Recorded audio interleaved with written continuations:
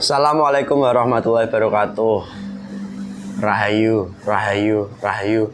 Alhamdulillah para pemirsa dan juga para netizen, para pemerhati dari channel Pemuda Gaul Nusantara dimanapun Anda berada, baik yang saat ini di Nusantara ataupun yang sedang di luar negeri. Kami doakan semoga dimudahkan, dilancarkan urusannya, dan juga diberikan segala hal positif dalam kehidupan Anda masing-masing. Dan bagi pemirsa yang saat ini sedang memiliki banyak sekali problem masalah, baik itu masalah keluarga, masalah rumah tangga, atau masalah-masalah pribadi, semoga saja diberikan solusi penyelesaian nyata yang dimana dari solusinya pun akan membawa sebuah kemanfaatan. Dan lebih-lebih dari masalah itu, jika sudah terurai perlahan-lahan, dimudahkan pula untuk bersyukur, taat melaksanakan perintah Allah dan hanya mengharap ridho Allah. Dan sedikit pemirsa, di kesempatan ini dimana banyak sekali dari netizen menghubungi kami, dimana memiliki keluhan yang konon katanya itu sebagai ujian dari pribadinya masing-masing. Terkhusus kali ini, dimana sebuah rumah tangga yang dibangun daripada dua sosok manusia, antara perempuan dan laki-laki ini sudah terjalin lumayan lama. Namun daripada rumah tangga ini selalu diwarnai hal-hal yang kurang baik, dimana rumah tangganya selalu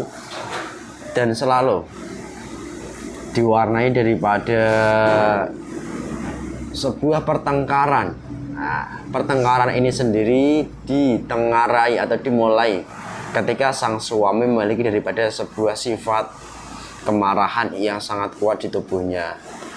Dan menurut daripada alim ulama, bahwasanya sifat pemarah itu adalah sifat iblis. Jika kita masih memiliki sifat pemarah yang luar biasa, bukan sifat tegas, tapi pemarah, itu akan membuat kita tersesat dan juga akan menjadi budak iblis ikan di situ. Dan wabil khusus di kesempatan ini, di mana kita akan menguak dari penyebab sifat pemarah dari suami seorang netizen channel Pemuda Gaul Nusantara yang sudah lama ada, dan juga dimana dari sifat pemarah ini akan menimbulkan keretakan rumah tangga sampai detik ini, bahkan juga akan menghancurkan rumah tangganya. Jadi bagi pemirsa yang sudah berumah tangga, tetap jaga keutuhan rumah tangganya. Jangan digunakan daripada api kemarahan di saat ada masalah di dalam rumah tangga, dan juga jangan digunakan ego masing-masing, supaya apa? Dari rumah tangga itu harmonis dan ujian-ujiannya pun bisa dilampaui bersama-sama. Dan semoga saja nantinya pun menjadi keluarga yang sakinah, mawaddah, warohmah. Amin. Dan alhamdulillah di kesempatan ini saya ditemani mediator teman saya, Mas Ahmad. Assalamualaikum Mas Ahmad. Waalaikumsalam Pak D Titis. Pak D, bagaimana kabarmu Mas? Sehat Mas. Sudah punya pasangan ini ya? Alhamdulillah Mas. Sudah apa belum? Alhamdulillah. Alhamdulillah. Sudah. Alhamdulillah Mas. Alhamdulillah sudah berarti ya. Alhamdulillah. Tegas itu loh. Alhamdulillah sudah. Kalau ada sudah memiliki pasangan, walaupun sekarang ini mungkin belum disahkan. Amin.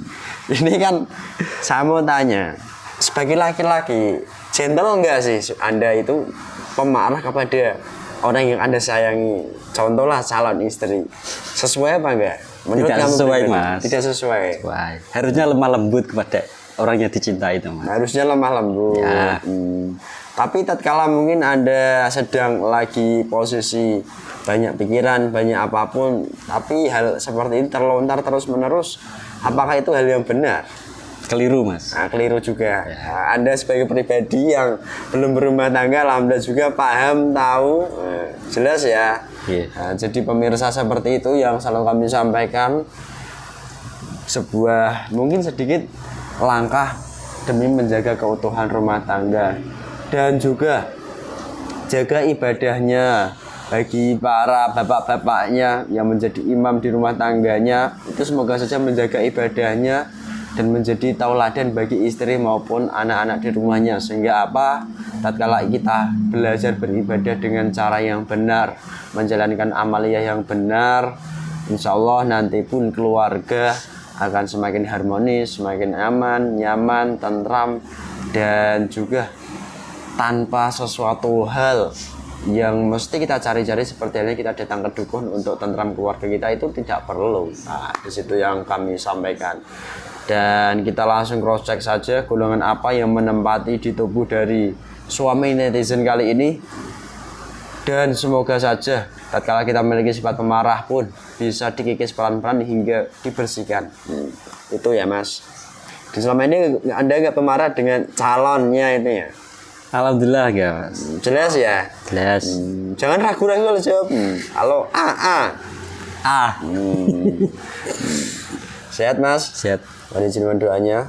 Semoga lancar pemirsa. Semua event film media ternyata Mas menguap keluar. Menguap sallallahu alaihi Muhammad. Menguap semua. Salam.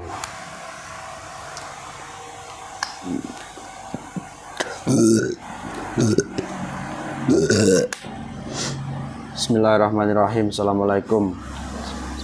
Saya mohon dan izin beliau dari kata kunci semoga yang selama ini mengaruhi sifat pemarah ini.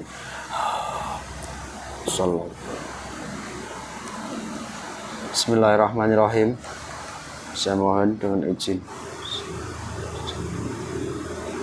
Salah satu gaib terkuat, yang paling kuat, yang membuat seorang yang difoto ini memiliki sifat kemarahan yang sangat tinggi pemarahnya.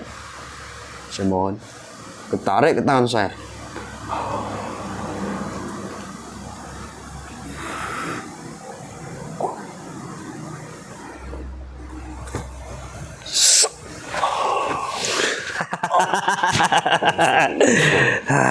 Assalamualaikum. Kamu siapa? Bisa berbicara bahasa manusia. Assalamualaikum. Assalamualaikum. Ji kok setengah-setengah. Gimana kalau setengah-setengah? Bola-bola kuning di. Bola-bolamu, teman-temanmu. Ya.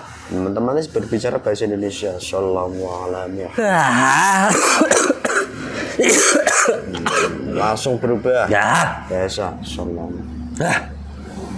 Teman-temanku itu banyak yang mengisi di kepala. Kalau saya bertempat tinggal di dalam hatinya. Kamu apa? Membuat keruh, membuat hitam, membuat panas hawa dan sana. Kamu jin atau apa? Saya. Ya, jin. Buang terkotak-kotak. Aduh, tembus ini. Assalamualaikum. Tolong lepas. Aduh. Lagi. Galak sekali nih. Saya golongan petajuk, golongan iblis. Bukan kerbau. Bukan. Tapi iblis yang tingkatan kecil. Bukan langsung diciptakan daripada Allah. Menggunakan api bara, api dari neraka. Lalu kamu tercipta dari apa? Saya. Dari apa? Dari ucapan wama. Bukan, ya saya bercanda. Orang bercanda-canda. Orang yang mempunyai amalan, orang yang mempunyai dzikir tidak bersanad. Dzikir bersanad itu ketika dia mengucapkan dari amalan itu, dia mengharapkan selain daripada Allah, menyekutukan Allah, disitulah dzikir tidak bersanad. Iblis-iblis yang muncul dari itulah yang membantu manusia dalam hajatnya. Hajat manusia banyak, kekuasaan, kekayaan, perempuan. Ya, kalau hajat manusia memang banyak, tapi ketika dzikir itu tidak bersanad atau tanda lain atau dalam kata lain, dzikir itu dilakukan oleh manusianya sendiri dari pengetahuan akalnya sendiri.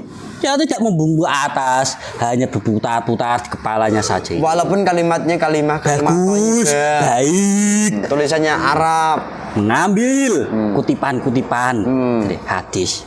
Dari Al-Quran juga bisa. Itu berarti nggak menjamin. Kalau saya sebutkan itu bohong, tadi, dia mempunyai embel-embel di amalanannya untuk hajatnya tadi. Keilmuan bisa. Kamu mengikuti sosok ini sejak kapan? Ya. Kalau ditarik mundur 3 tahun ke belakang, nah lebih sama 5 tahunan. Itu jasad manusia itu. Kamu mengikuti kurang lebih 5 tahunan. Dengan cara kamu datang saat dia melakukan amaliyah ini. Ya. Kalau saya melihatnya, Orang itu, wah, amalannya banyak sekali. Semuanya dijajal, semuanya dicoba untuk membuktikan kegunaan daripada amalan itu. beda-beda jimat juga punya. Punya, Wih. cincin, Wih. tasbih juga punya. Meren tapi. Bukan tasbih seperti ini. Wih. Bedanya apa tasbih ini dengan tasbih yang dimiliki orang di foto ini? Bedanya apa? Tidak banyak manusia yang melihat dan mengetahui daripada isinya itu. Bedanya, ya ini diperintah manusia. Kalau manusia itu taat pada Allah, taat dalam arti semuanya yang dijalankan diperintahkan, itu ada yang dilanggar dan tidak boleh, ada yang diwajibkan pada manusia itu.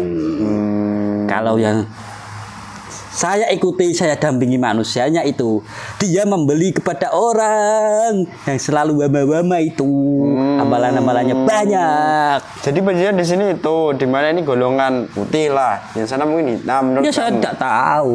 Kamu kan menyimpulkan seperti itu. Aduh, resiko.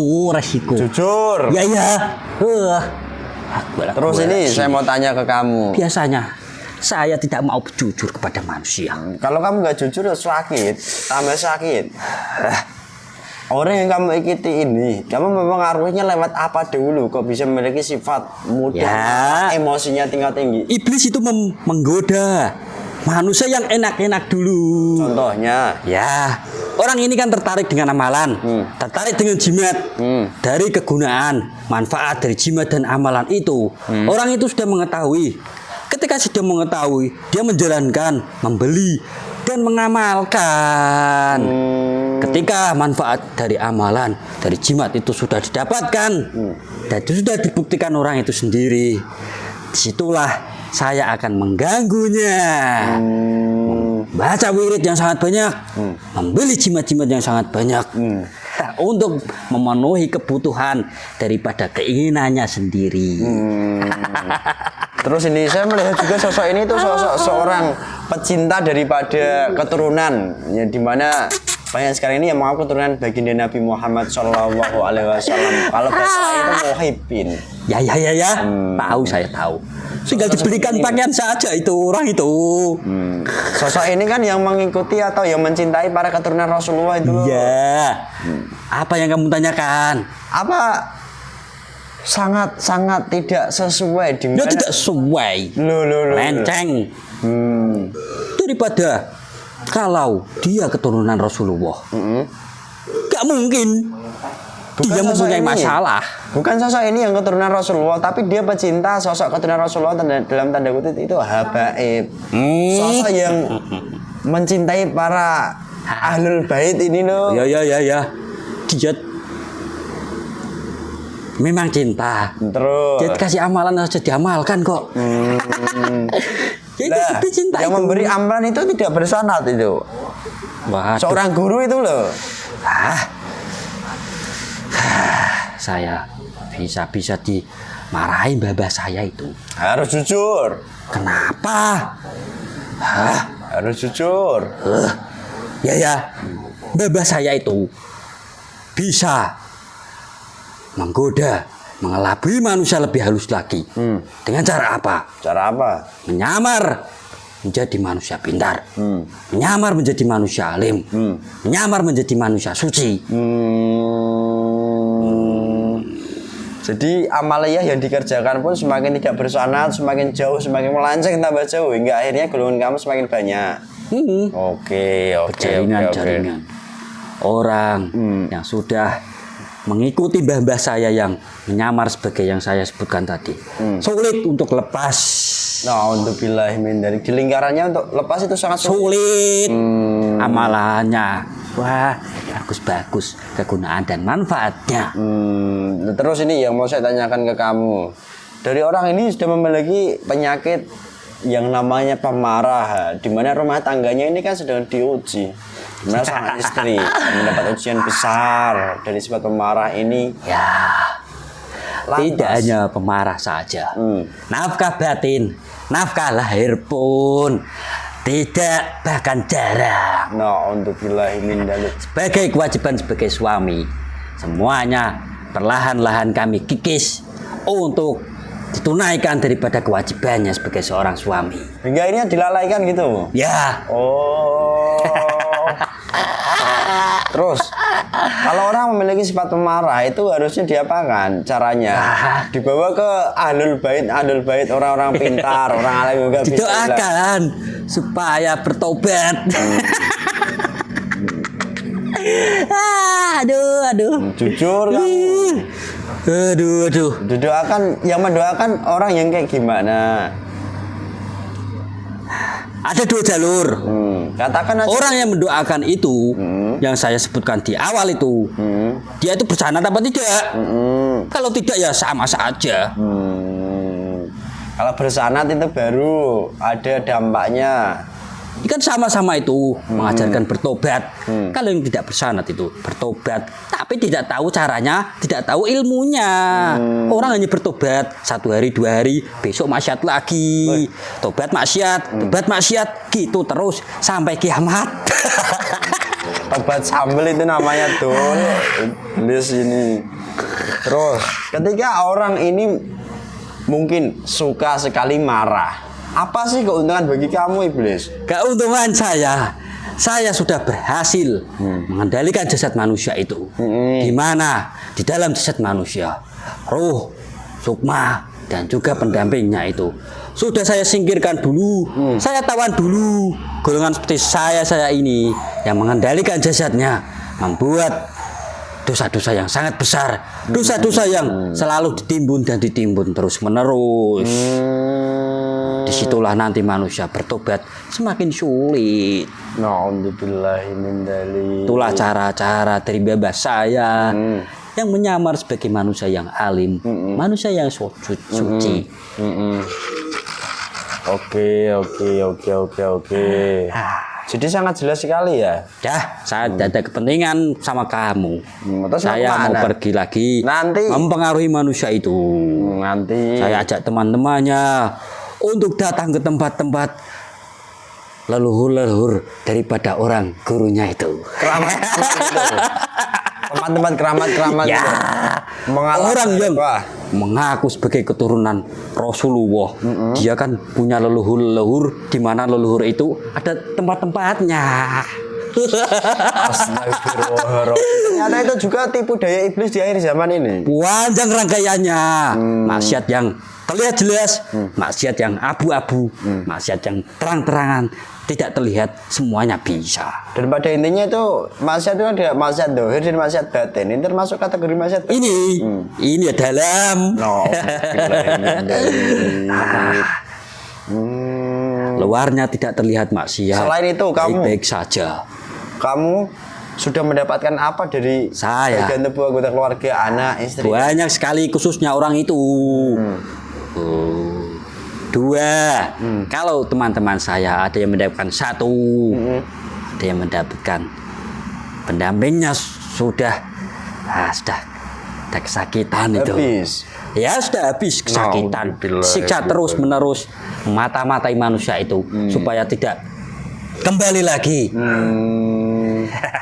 Yaudah, sekarang kamu udah sampai sini. Apa yang sudah kamu ambil dari tubuh bapak ini? Enak saja. Saya sudah mendampingi dia bertahun-tahun. Ya sudah, panggil semua pasukan dalam tubuhnya itu. Nggak mau. Kamu siapa? Iya. Ini dilihat lapak tangan kanan saya ini. Sallallahu alaihi Muhammad.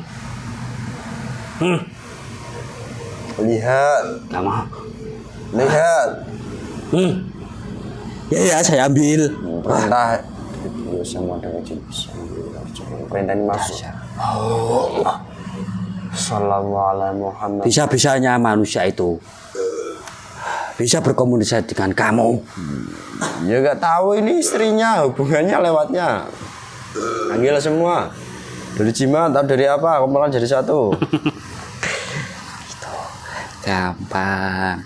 Meskipun saya ambil, nanti akan saya kembalikan lagi berkali-kali lipat.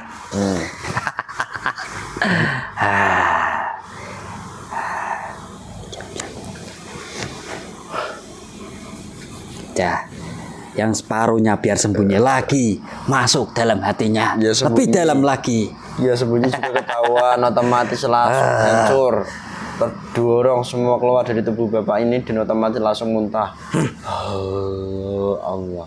Sallallahu alaihi Muhammad, sallallahu alaihi Muhammad, sallallahu alaihi Muhammad, sallallahu alaihi Muhammad, sallallahu alaihi Muhammad. Muntah. Apa yang kamu tahu dari tubuh bapak ini keluarkan dulu semuanya. Sallallahu alaihi Muhammad.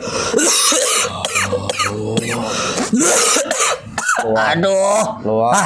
Keluarkan.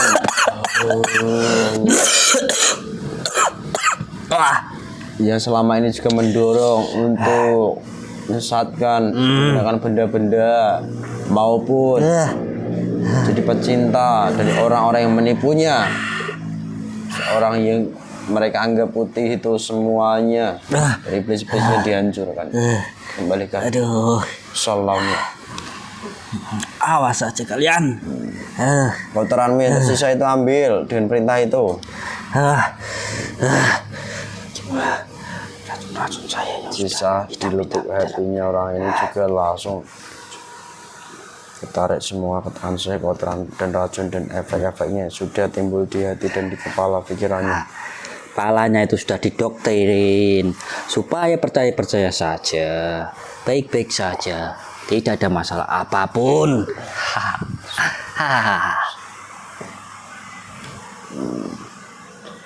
Kamu juga langsung diputuskan dengan jasad ini dan senjata. Putus.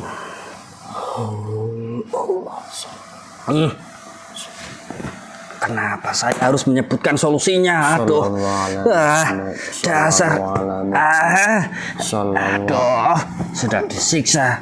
Suruh jujur, suruh ngasih solusi juga. Ajar. Tambah jujur. Saya tidak mau menyebutkan solusinya. Aduh, aduh, ya. Solusinya manusia itu, ketika dalam hidupnya carut-marut, tidak seperti manusia pada umumnya. Salah satunya, marah-marah itu, ya dia harus berkaca daripada masa lalunya. Apa yang dia jalankan itu benar apa tidak? Niatnya benar apa tidak? Apa untuk memenuhi kebutuhan nafsunya? Kalau nafsu dituruti terus-menerus sampai manusia itu meninggal, tidak akan sampai nafsu itu terpenuhi. Sudah itu saja. Bismillahirrahmanirrahim. Datang di terang. Terang.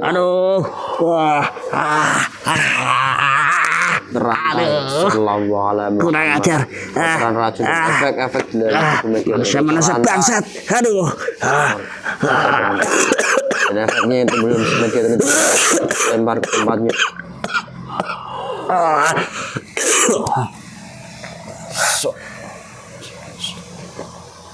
Tutup pintunya. Ini hilang mawar. Alhamdulillah pemirsa, begitulah adanya sedikit dialog di kesempatan kali ini, bahwasanya lagi-lagi sebagai pribadi manusia kita pun selayaknya berkaca pada diri kita untuk membersihkan sifat-sifat buruk di dalam tubuh kita, terkhusus sifat-sifat yang kotor ini pun dibersihkan dengan cara yang benar, bukan asal-asalan. Jadi kalau mau belajar, silakan belajar amaliyah di kami maupun rekan-rekan kami yang dekat. Silakan merapat ke wilayahnya masing-masing yang sudah satu kendaraan. Silakan merapat belajar dengan niat yang benar yang sesuai, dan juga di mana ketika sifat buruk di dalam tubuh kita sudah melekat, maka apapun yang tersaring di pikiran pun akan buruk. Dan ketika semuanya sudah buruk, kita pun mungkin akan perlahan-lahan banyak mengalami gangguan, entah itu rumah tangga, entah itu daripada gangguan apapun yang ada pada diri kita. Dan lagi-lagi ketika mengalami hal itu pun tak perlu menyalahkan siapapun, dan tak perlu saling menyalahkan, karena keduanya pun jika ini pasangan suami istri ya harusnya sama-sama berintrospeksi diri. Dan setelah introspeksi diri, maka tinggalkan masa lalu yang buruk dan kelam, lalu baru belajar memperbaiki ibadah secara syariat dan belajar memperbaiki ibadah secara hakikat. Dan juga semoga saja diizinkan untuk belajar amaliyah, sehingga nanti efeknya bisa Anda rasakan. Dan terlebih nanti pun gunakan selalu produk Al-Husaini khusus air Zamzam Asma. Semoga saja bisa mendorong energi negatif di tubuh kita, diantaranya di sesi-sesi ru'yah itu. Dan manfaatnya pun bisa Anda nikmati semuanya. Yang jelas seperti itu dari kami, dan juga beberapa saran-saran dari kami sudah kami sampaikan kepada para pemirsa semuanya. Jika memang diberikan kepahaman, alhamdulillah. Jika tidak pun itu hak mutlaknya Allah. Dari kisah kali ini semoga bisa diambil hikmah dan inspirasinya. Dan terlebih semoga saja yang sudah berumah tangga pun diberikan rumah tangga yang sakinah, mawadah, warahmah, dan adem, ayam, tentram, dan juga baik. Nah, itu saja dari kami. Jika banyak kekurangan di konten kali ini karena kebutuhan kami sebagai manusia, kami mohon maaf yang sebesar-besarnya. Dan jikalau ada sebuah kebaikan dan kebenaran, itu bukan dari kami datangnya. Jika menurut kita manusia itu salah, belum tentu menurut Allah itu salah. Jika menurut kita manusia itu benar, belum tentu pula menurut Allah itu benar. Tetap semangat, salam dari kami yang muda yang berkarya. Mohon maaf atas banyak kekurangannya di kesempatan ini atau di kesempatan sebelumnya dari kami. Itu saja, semoga kita pun bisa menyikapi keadaan yang kita alami dengan bijak dan benar. Salah kata, salah ucap, mohon maaf. Sekian, wassalamualaikum warahmatullahi wabarakatuh. Rahayu, rahayu, rahayu.